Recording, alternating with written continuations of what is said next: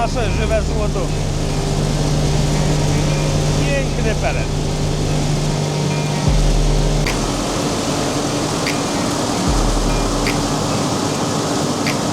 Drodzy kierowcy tirów, prosimy o zachowanie czystości, dbajmy wspólnie o otoczenie, by żyło nam się przyjemnie. Z góry dziękujemy i pozdrawiamy. Cześć, witajcie w poniedziałek, witajcie w nowym odcinku. Poniedziałek zaczął się dosyć chaotycznie, bo troszeczkę się spóźniłem do pracy. Od godziny 4:30 walczyłem jeszcze przed komputerem, bo mi wyskoczył jakiś błąd renderowania nowego filmu na dzisiaj na 17. Musiałem rozpocząć proces jeszcze raz, więc sam jestem ciekawy, czy ten poprzedni film zdąży wskoczyć dzisiaj o godzinie 17.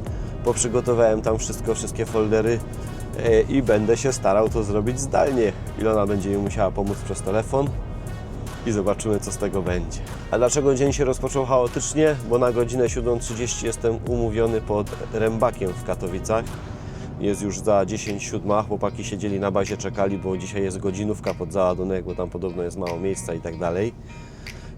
Akurat się tak trafiło, że Łukasz wyjeżdżał przede mną z bazy, bo ma na godzinę 8. Przykleiłem się do niego, jadę sobie za nim, więc już go wpuściłem przed siebie w kolejce, bo on ma na godzinę 8, ja mam na 7:30. On jest rozplandeczony, gotowy do załadunku, a ja zanim się przygotuję, tam ogarnę, to niech się chłopak pierwszy ładuje i będzie elegancko. No to przyjechałem na miejsce, ustawiłem się tutaj przy ogródkach działkowych w takiej uliczce. Stąd przyjechałem, tu sobie wcofałem. Tam za skrzyżowaniem nad tym betonowym płotem widać nasz samochód. Tam sobie Łukasz wjechał i gdzieś tam podobno tyłem trzeba cofnąć. Słychać, jak tam Rębak pracuje, zaraz tam pójdziemy zobaczyć. Pierwszy samochód się już kończy rąbać. Raz, dwa to idzie tą maszynką.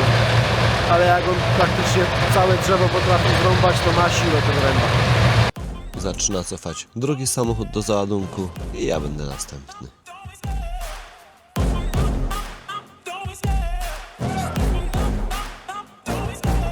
Love the chase and the hunt, and I set the pace when I'm running. I always take what I want and I always give it 100. Don't need a bank, no I'm funded. Play the game like it's nothing. I'm always thankful for something. Don't take for granted, stay humble. Now wake up!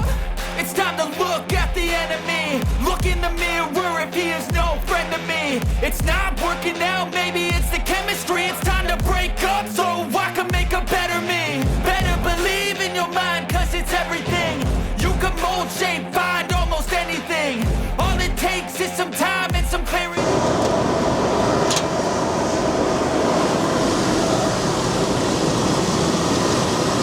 Naparzaj to zdrowo, ale ładnie pachnie. Wracam sobie załadowany z tego Chorzowa. Była lekka spina pod koniec załadunku z właścicielem towaru. Wszedł mi na naczepę i wyłączył mi Rębak. Kazał wyłączyć Rębak na ostatniej komorze, bo stwierdził, że za dużo i za wysoko towaru mu ładuje. Że jest za duża górka ponad burty, że go okradam z metrów i że on też na tym musi zarobić. Porobiłem sobie zdjęcia, powysyłałem tam, gdzie trzeba. I w drodze powrotnej dostałem telefon zwrotny, że już jest sytuacja załagodzona, bo nie ukrywam, że przestałem mieć ochotę się tam wracać na załadunek, bo takie szarpanie się i drapanie to mnie denerwuje. Także finalnie jadę sobie z tym na plac, rozładuję to i wracam się jeszcze raz na ten Chorzów. I dojechałem na miejsce, kończy się rąbać 6. samochód. Udało mi się przy tym żywopocie sobie tutaj cofnąć. I na razie na spokojnie stoję, mam nadzieję, że tutaj nic ciężarowego nie będzie przejeżdżać. Jak coś to jestem na miejscu, to mu się poprawię. Ja zaczynam drugą kolejkę, tak jakby do załadunku udało mi się przeskoczyć Łukasza. Dosypaliśmy się na 2 różnych placach, ja miałem troszeczkę bliżej, szybciej. 15 się wykręci na pewno, ale czy całą pauzę to nie wiem.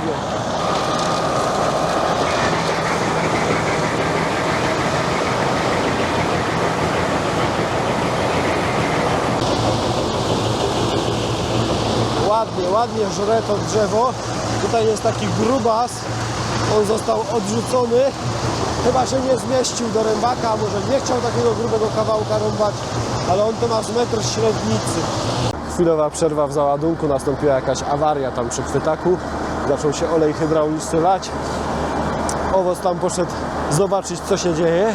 Kolanko się popuściło. Wystarczyło przykręcić kolanko przy wężu hydraulicznym i łupiemy dalej.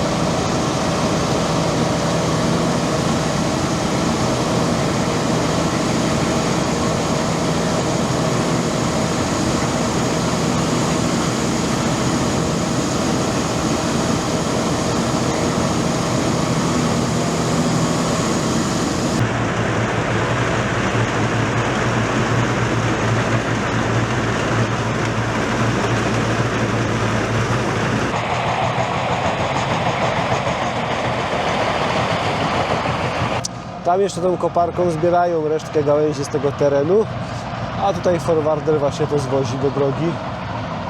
Udało się też tutaj z tego wyselekcjonować taki naprawdę fajny, gruby opał. Zresztą w całej tej stercie, jakby ktoś opału potrzebował, to myślę, że znalazłby sobie tu całkiem sporo fajnych kawałków, bo tam po 15, po 20 cm średnicy to drewno tam jeszcze ma. Myślę, że nie jeden by się z tego nacieszył. Wracam sobie z tej Rudy Śląskiej, tu przede mną jedzie kolega Mateusz tą podłogą z tabliczką odpady. Złapał mnie w Katowicach, zaczepił, ogląda. I tak sobie jedziemy i opowiadamy o wszystkim i o niczym. Coś nam się tu wykrzaczyło na tej SC i zostaliśmy ugotowani na lewym pasie. Ale jest wężka do lewego, także spoko. O, Mateusz sobie skręcił. Trzymaj się, hej. Na razie, trzymaj się tam, jeszcze raz pozdrawiam. Mateusz sobie skręcił na Strzemieszycę na swojego remondisa ze śmieciorami. Mateusz schodził na Strzemieszycę. Nie włączyła mi się kamera, jasny gwint, żeby go nagrać. No to dojechałem na miejsce, rozpoczynamy rozładunek. Widzę, że troszeczkę za dużo jest załadowane, tam przez belkę się przesypuje. Ale niech się pomału sypie. Ach, kurde, jestem taki zły, że ta kamera mi się na tych Strzemieszycach nie włączyła. Zresztą ja się troszeczkę też pogubiłem, bo wiedziałem, że Mateusz jedzie na Remondisa na Strzemieszycach, tylko on mi się z Albą pomylił. I ja myślałem, że przed taśmociągiem będzie zjeżdżał dopiero, także można powiedzieć, że troszeczkę mnie wziął z zaskoczenia i nie zdążyłem kamery włączyć, kurde. Jak przyjechałem 2 razy z tej Rudy Śląskiej, dostałem kursa na Tychy, a teraz dostałem drugiego na Tychy, także to będzie bardzo fajny dzień. Słoneczko już pomału zachodzi, a tu się dalej ora. I co, drugie Tychy rozładowane, jadę na noc na tartak niestety. Lecę do Kasinki, na tamtym tartaku nie byłem, ze 3, 4, może 5 lat. Nawet nie za bardzo mam pomysł, gdzie tam mogę sobie stanąć na noc, jak się tam ustawić, ale sobie wjadę. Będę się zastanawiał na miejscu, przypominał sobie, jak to wygląda. Po drodze na Zakopiance w Głogoczowie chciałbym wjechać na Orlena. Tam jest taki prysznic za piątaka, tam się piątkę wrzuca do klamki od prysznica. Wezmę sobie prysznic, bo bardzo kurzyło się dzisiaj pod tym rębakiem i generalnie ciężko się to rozgarniało, więc się człowiek ugrzał i upocił. No to jestem na tej stacji benzynowej Orlen w Głogoczowie. Tutaj jest słup z kamerami. Od razu pani przybiegła, że stoję na kopercie i nie mogę tutaj stać, ale dała się wyprosić, że 10-15 minut wezmę prysznic i odjeżdżam. Tu za mną po prawej stronie stoi cysterna, zlewa paliwo i kurde, tak naprawdę na żylety tam sobie mogę cofnąć. Tu mam 2 metry do przodu, no nic, będę się musiał to jakoś wyłamać w stronę tej solówki i spadam. No to wykąpany, obmyty z tego kurzu, bardzo gorąca woda. Tak jak mówiłem, prysznic kosztuje tutaj 5. Także jak na dzisiejsze czasy bardzo taniutko. Możecie mi dać znać, jak się cenią za prysznice gdzieś tam na zachodzie, czy gdzieś na południe w kierunku dzikich krajów, Bułgaria, Rumunia, Grecja. Bo jestem ciekawy, jak to teraz wygląda na dzień dzisiejszy. Jeszcze z pół godzinki mam do tartaku i będę sobie gdzieś tam szukał miejsca. Jak wyjeżdżałem z Tychów, to włączyłem sobie ten lunchbox, podgrzewacz, wrzuciłem sobie tam łazanki. Tak mi tu teraz pachnie kapustą, boczkiem, kiełbaską. Ja już normalnie skrętu kiszek tu dostaję. Ale jeszcze z 20 minutek. Dojeżdżam sobie pomalutku na tartak. Muszę się tu pochodzić, rozejrzeć. 100% elektryczny. A co to za wynalazek? Nowa Renata. Ale tu jest ciemno. Nie mam pojęcia, gdzie się tu mogę ustawić. Tam stoją ciężarówki po lewej stronie, żeby ich nie przyblokować. Dobra. Biorę czołówkę, muszę pogonić po tym tartaku. Zobaczyć, gdzie się tu mogę ustawić. Tartak obleciany. Tutaj jest zrębka po lewej stronie. Ale jak się tutaj ustawię przy tym samochodzie, to nie będzie przejazdu. Już zapinam pasy. Więc sobie wymyśliłem, Żeby tu nikomu w niczym nie przeszkadzać, znalazłem sobie tutaj miejsce po prawej stronie między tymi dwoma naczepami. O, właśnie tutaj. Już Wam pokazuję. Właśnie tutaj, między tą kłonicą a podłogą, i tu sobie będę chciał wcofać. No i zaparkowane. Ciemno, cicho. Idę się jeszcze rozplandeczyć, bo już 4 stopnie pokazuje, boję się, że będzie przymrozek. Także idę się jeszcze rozplandeczyć, żeby na rano być gotowym. Zobaczę sobie na mapach Google, od której godziny tu pracują, bo nie mam zielonego pojęcia. Dobra, koniec parkowania. Przyszedł właściciel, powiedział, że tutaj nie mogę stać, bo w nocy przyjadą jego auta z drewnem, jak się zrzucą, to tutaj będą parkować. Mam sobie jechać gdzieś. Po drugiej stronie tego budynku jest jakiś plac, także jedziemy szukać dalej. Przestawione, robię ten kraj zakończenia w końcu. Jutro Wam pokażę, jak stoję, bo tutaj to już jest bardzo, bardzo ciemno. No to co, dzień dobry o poranku. Tak wygląda placyk, na którym się w nocy ustawiłem. 7:10. Maszyny ruszyły. Zaczęła się praca na tartaku. Tutaj jest wjazd na taki zakład, to jakiś kamień, żwir, tego typu rzeczy. Bałem się, że jak wanniarze wyranią, to od 5:06 będą mi się tu klapami czaskać, wjeżdżając na ten zakład, ale dopiero przyjechała pierwsza wywrotka, także nocka minęła bardzo spokojnie, a ja idę pomału się zainteresować załadunkiem. Czy tam ładowarka już jeździ, czy operator jest, idziemy się czegoś dowiedzieć. No i gitara. Przyszedł po mnie chłopak, zawołał mnie, ustawił mnie tutaj pod zrębką na betonowych płytach. Poszedł przepinać sobie łyżkę i będziemy się ładować. Lecimy z tym koksem, ale łyżkę to mają kurde potężną.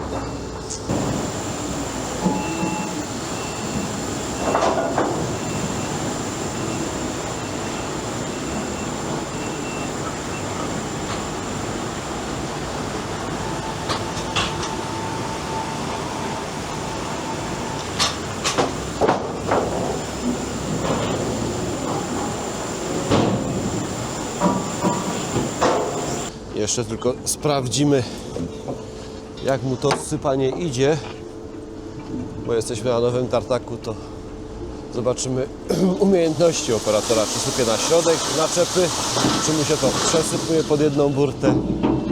Trochę mu się przesypuje pod plandekę, ale skorygujemy u góry, jak będę. I kolejna mijanka z widzem Mateuszem, kolejne pozdrowionka. Dzisiaj miałem troszeczkę więcej czasu, żeby się przyjrzeć temu zestawowi, także ładne wolwiątko. Trzymaj się zdrowo, a ja sobie tutaj objeżdżam przez Lędziny na Tychy, bo sytuacja tego wymaga. Jest godzina 12. Jestem bardzo, bardzo ciekawy, czy uda mi się jeszcze rozładować na tej zmianie, ale już szanse coraz marniejsze. Tychy rozładowane ekspresowo, 15 minut od wjazdu do wyjazdu i teraz kierunek Żabnica. Oni tam pracują na tartaku do 15, 12:30. Taka 14:10, 14:15 będę na miejscu, więc mają 45 minut do zamknięcia zakładu, żeby mnie załadować. Przeważnie godzinę 10, 15 zajmuje mu załadunek, ale jak mu się będzie kończyć szychta, to i w 45 minut załaduje. I dojeżdżamy sobie do Żabnicy. Dzisiaj się montujemy w taką wspaniałą dróżkę.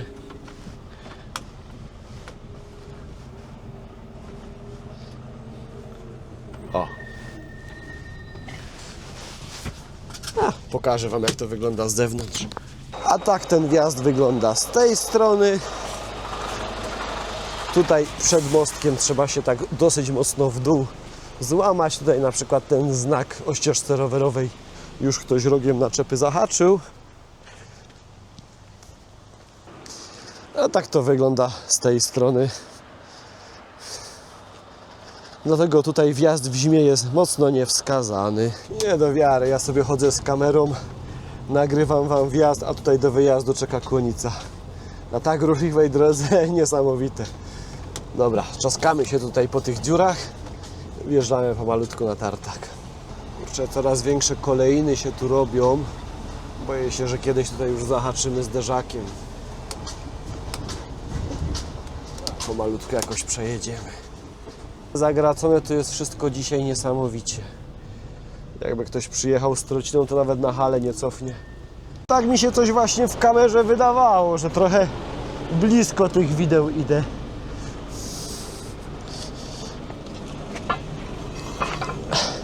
No i pasuje.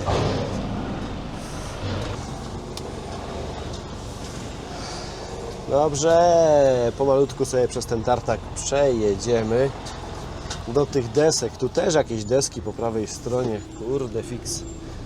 Ciasno jak zawsze. Ale do przodu to wiadomo. Aha, muszę się bardziej wyciągnąć, bo musi ładowarką mi za plecami przejechać. Dobra.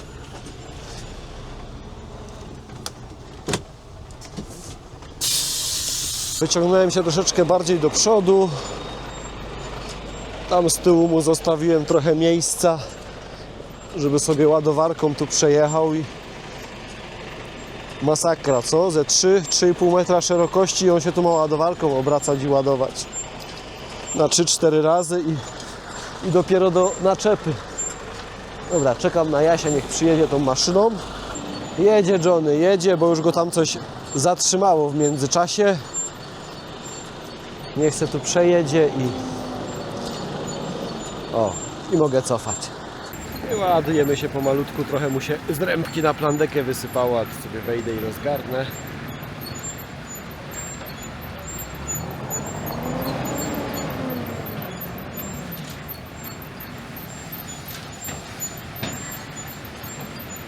Troszkę mi się jakieś ADHD odpaliło, bo miałbym ochotę wejść sobie na tamto wzgórze w stronę tego słoneczka, zobaczyć jaki tam jest widok z tamtego miejsca.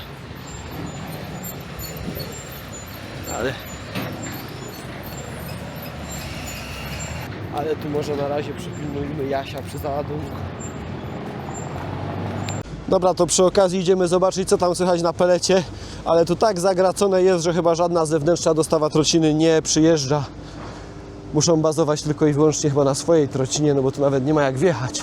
Z ciekawości przyszedłem zobaczyć, jak tam na pelecie mruga zielone światełko, czyli produkcja idzie. Granulator jest sercem peleciarni, a suszarnia duszą. Dusza suszy, serce przetwarza i robi. Jak w układzie, jak w życiu. No i tu wychodzi nasze żywe złoto. Piękny pelet.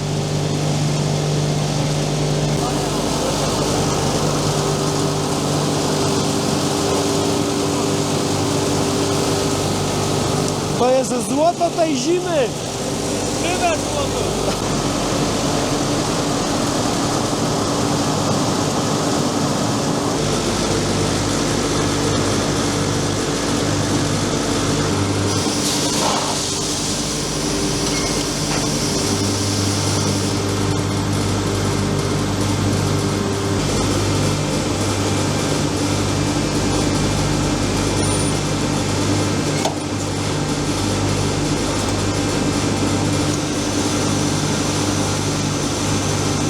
Kolejna ofoliowana paleta peletu. Zjeżdżam pomalutku z Żabnicy, spociłem się, normalnie się zgrzałem. Chyba pierwszy raz w Żabnicy. A nie mówiłem, że jak się kończy dniówka, to da się szybko załadować? Zasięg się zaczyna pojawiać, zaczynają przychodzić powiadomienia. No, 45 minut z plandeczeniem i auto załadowane. Strasznie jestem ciekawy, czy w ogóle cokolwiek będzie słychać z tej hali produkcyjnej peletu, bo strasznie tam głośno było. Zobaczymy przy montażu, czy coś tam z tego wyszło. Tartak rozładowany na bocznicy kolejowej, akurat ładują pociąg na elektrownię. Myślałem, że może jeszcze na Tychy pojadę z dostawą, ale się okazuje, że jeszcze jadę do Rudy Śląskiej pod Rębak. Przede mną jest jeden samochód, który niby miał być jako ostatni i sprzątać tam resztki, ale coś chyba więcej tych resztek zostało, także jeszcze ja jadę sprzątać świat. Więc już sobie wyobrażam, jak ten załadunek będzie wyglądał. To może być już bardzo czasochłonne, bo już będzie tymi szczypcami wybierał jakieś tam pojedyncze gałązki, więc to nie będzie 15-20 minut. Może się zejść troszeczkę dłużej. Przy wyjeździe włączyłem sobie lunchboxa. 40 minut będę na miejscu, to jeszcze się nie zagrzeje za te 40 minut, ale już będzie coś podgrzane. Zobaczymy, jak to pójdzie przy załadunku. O, z tej strony zdecydowanie ciszej i chyba nawet podoba mi się to ujęcie na miniaturkę. Dzień dobry w środę. Jadę sobie spokojnie na Tychy, muzyczka leci, nóżka tupie, bo cóż się może wydarzyć na Tychy. I taka niespodzianka za taśmociągiem. Dopiero teraz patrzę na mapach Google, jakiś wypadek jest przed światłami na mikrohucie, także zaczynamy poranek od takiej niespodzianki. Wczoraj jak przywiozłem tą zrębkę, to się okazało, że to jest tylko usługa transportowa, że to nie jest towar dla nas, bo to jest jakaś tam zrębka papiernicza czy coś takiego. Także tą zrębkę tylko przywiozłem do nas na plac w celu przechowania, oni sobie ją tam kiedyś zabiorą. Na zasadzie jakiejś tam współpracy czy coś takiego. No. Generalnie ta zrębka do opału się nie nadaje, bo tam nie ma jakichś odpowiednich papierów czy coś takiego. O ile omijajcie tutaj na Katowice 9-4, bo tam straszna stłuczka jest i to jeszcze nie sprzątają tego. No to wesoło się zaczyna. Korytarz życia już ładnie utworzony. 4 samochody osobowe tam podobno na siebie najechały. Ja jak gamoń zostałem na lewym pasie. To czas przygotować sobie jakieś śniadanko. Jedno podciągnięcie w korku już było jakieś mniej więcej 10 metrów do przodu. To chyba te dziury, które były po zrobionym korytarzu życia, przejechała laweta, ale niektórzy myśleli, że sobie już pojedziemy dalej i postanowili przyblokować korytarz życia. Prawda jest taka, że wydaje mi się, że ten korytarz życia akurat w tym przypadku nie jest potrzebny, bo wypadek jest w Dąbrowie Górniczej, więc wszystkie służby, policja, straż pożarna, karetka to przyjedzie od centrum Dąbrowy, a to jest na samym skrzyżowaniu, to sobie na skrzyżowanie pod prąd wjadą i tyle. Coś nam tutaj ruszyło. Brakło mi minutki. 29 minut pauzy. Brakło mi minutki, żeby sobie zrobić pół godziny, żeby sobie przedłużyć czas pracy, ten 6-godzinny. No trudno, trzeba się brać za robotę. Tychy rozładowałem, wracam się po jeszcze jeden kurs na Tychy. I znowu na S1 mam jakieś zatwardzenie, także dzisiaj taki na spokojnie korkowy dzień się zapowiada, no. Samochody, które za mną wyjechały od nas z placu, dowiedziały się o tym wypadku rano. Objechały sobie ten wypadek, także wysypali się przede mną, to jeszcze będę miał przed sobą tam auta do załadunku. I tak się ten dzień będzie toczył pomalutku. Jedzie Stefciu, jedzie. Podoba mi się ten żółtek. Strasznie mi się podoba ten żółtek, bardzo ładny kolor, osłony międzyosiowe. Szkoda, że lusterek nie ma, ale bardzo ładna MP5. No i jeszcze w salonce jest. Także pozdrowienia, Stefciu! Tychy rozładowane, minąłem sobie Wadowice, jadę sobie tutaj dalej drogą 28 w kierunku Nowego Sącza. Nawet dosyć szybko dostałem informację, gdzie mam dalej jechać. Zrobiłem sobie pół godziny pauzy na elektrowni. Jedziemy na tartak do Sidziny się ładować. Także fajnie, że coś się urodziło, akurat tak z tym kursem zejdzie do wieczora i chyba to będzie na tyle na dzisiaj. Dojeżdżam sobie do punktu kontrolnego w Zembrzycy, czy w Zembrzycach. Na grupie czytałem, że cały dzień tutaj inspektorzy urzędują. Dalej stoją. Widziałem, że kolega z solówki się spowiadał, a dojrzałem, w tym busie siedział sobie ten sam pan inspektor, który właśnie na tym punkcie mnie kontrolował w sierpniu. Gdzieś tam jest odcinek z tej kontroli, jak ona się skończyła. Także bardzo fajny człowiek, bardzo fajny inspektor. Także życzyłbym sobie zawsze być kontrolowanym przez takich inspektorów. No to jestem na miejscu, 15 minut i operator podszedł mnie ładować, ładujemy się już. Widać tam na kominie, jak mocno wieje wiatr. Wszystko leci w stronę ładowarki, ale ten wiatr jest na tyle zmienny, że coś czuję, że wszystko będę miał na twarzy i w oczach. Załadowane ekspresowo. 48 minut całości z plandeszeniem z WZ-ką Express. Myślałem, że dłużej będę czekał, że nie ma na tyle towaru tutaj naszykowane. A tak naprawdę zaraz jak się ustawiłem, to przyszedł operator, załadowaliśmy i jedziemy.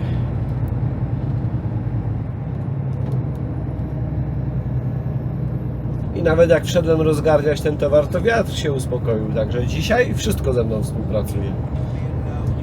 Ładna jest to droga, podoba mi się, jak ona się tutaj wije tymi zakrętami po takiej polanie między górami. Fajnie, fajnie.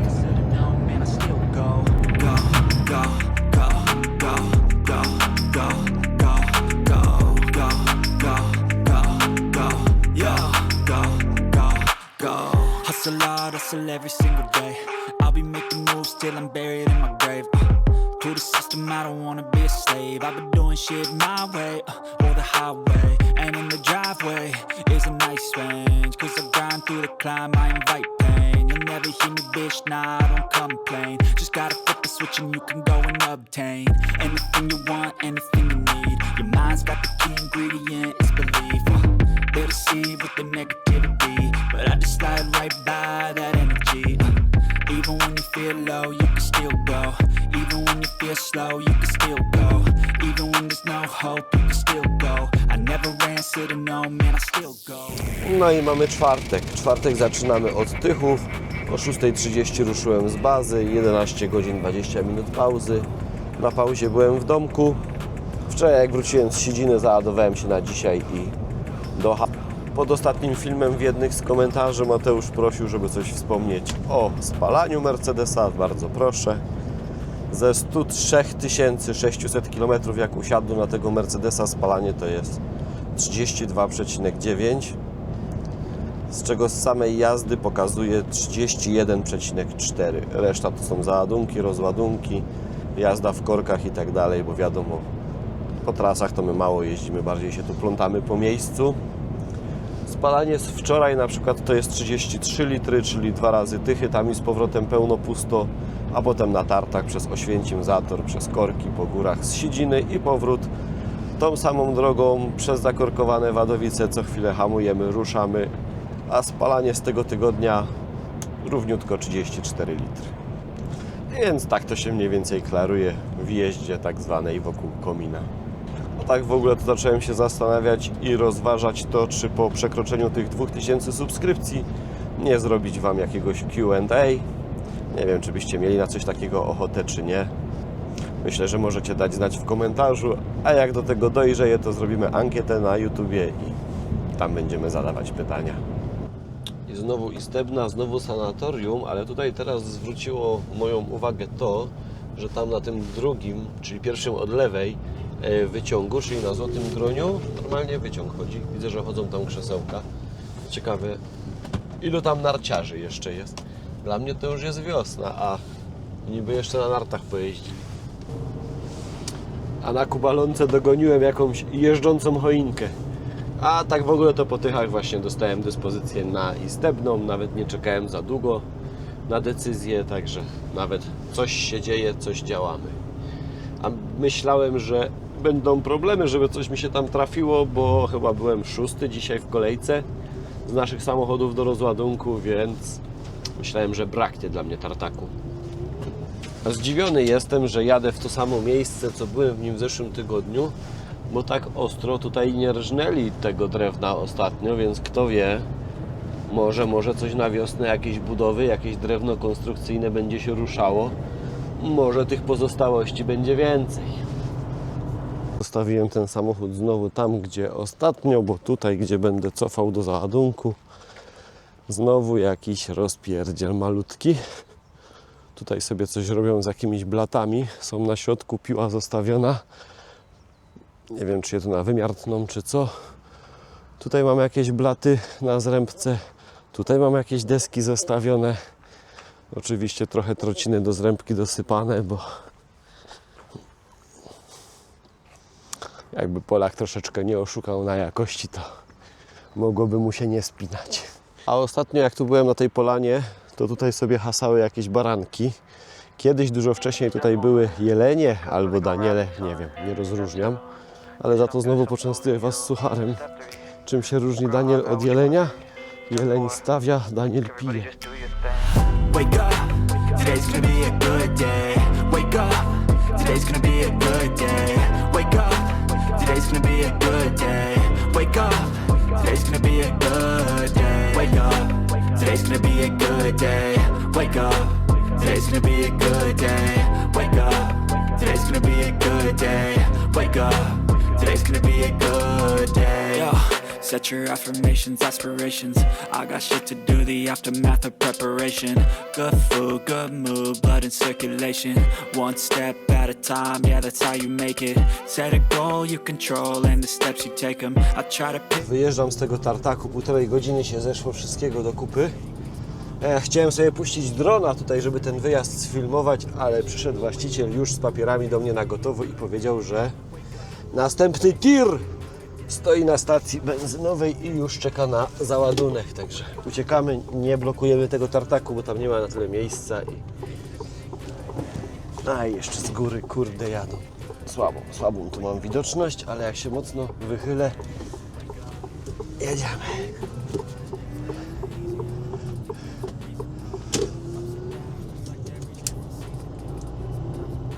Roburek robi co może, ciśniemy całe 30 na godzinę, ale widzę, że tam nad Wisłą to jakaś taka burzowa chmura jest chyba. Koniec słoneczka i koniec czystego samochodu. Robur, ty nie wrzucaj większego biegu, jak nie masz siły. Ładne są te okolice, z których pochodzi moja żona, co? Cześć, zaczynamy piątek, ja wracam sobie od Siedziny, od wczoraj spałem między Zatorem a Chrzanowem dzisiaj. Dojeżdżam powoli do Sławkowa, stoję sobie na przejeździe kolejowym, a tam leci skład na szerokich torach. Leci gdzieś na wschód. Wyjechałem sobie z bramy ciepłowni na wprost, na taką zateczkę, bo czekam na telefon z dalszą dyspozycją, ale patrzcie, co mnie tutaj zaskoczyło. Drodzy kierowcy tirów, prosimy o zachowanie czystości, dbajmy wspólnie o otoczenie, by żyło nam się przyjemniej. Z góry dziękujemy i pozdrawiamy. Tutaj na kolejnym oknie taka sama informacja i tutaj taka informacja. Teren prywatny, korzystaj, ale nie śmieć, dbaj o środowisko. Czyli można grzecznie, kulturalnie poprosić i tu jest dookoła czysto.